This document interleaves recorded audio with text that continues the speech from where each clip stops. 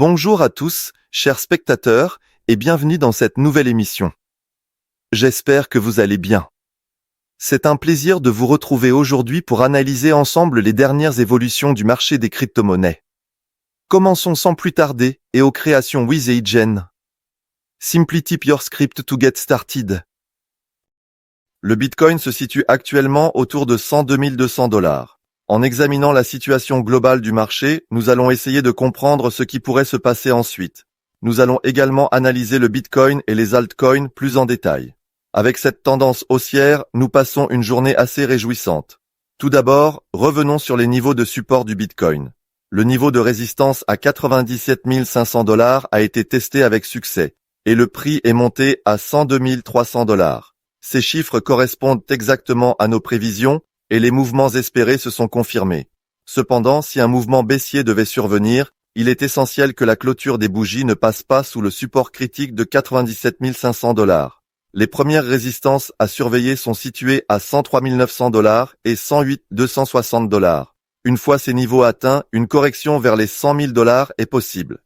Si le prix recule à ce niveau, il devra impérativement se maintenir au-dessus du support à 99 434 $. Il est également important de noter une zone de liquidité significative autour des 103 000 $.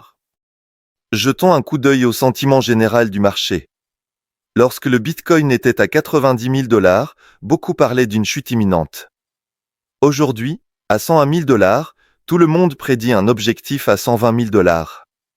Ce genre de comportements impulsifs, comme vendre à un prix bas et espérer une hausse rapide, est à éviter. Progressons étape par étape. Dans ce marché volatile, la patience est votre meilleur allié. Protégez vos positions sur le marché spot et restez calme. Lors de notre dernière émission, nous avions analysé XRP et prédit une belle hausse, malgré la peur d'une baisse. Cette hausse s'est concrétisée. Pour les détenteurs de XRP, des ventes progressives à moyen terme pourraient être envisagées autour de 4 $ et 6 $.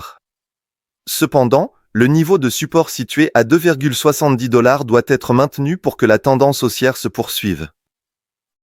La capitalisation totale du marché des crypto-monnaies, ou Total Dominance, est actuellement à 3,57 trillions de $.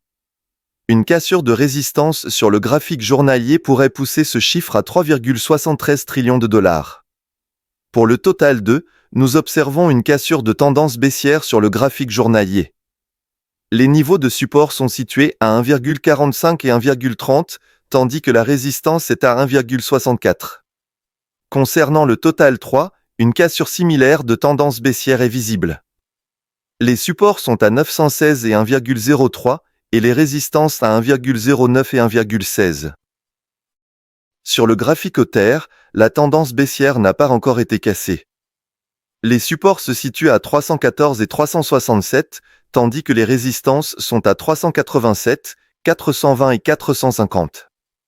En ce qui concerne la dominance de Tether, nous souhaitons une clôture journalière sous les 3,78.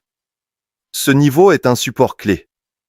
Les résistances à surveiller sont 4,21 et 4,49.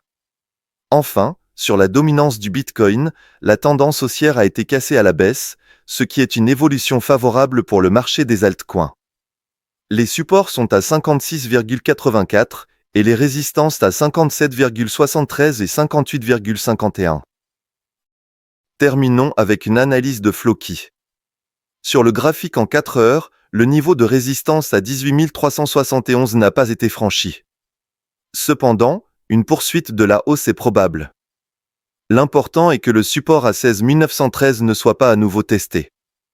Les supports sont à 16 913 et les résistances à 18 371 et 19 186. Voilà pour aujourd'hui, chers amis. Merci de nous avoir suivis.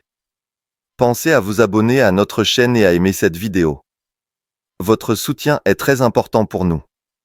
Prenez soin de vous et que votre portefeuille crypto soit prospère.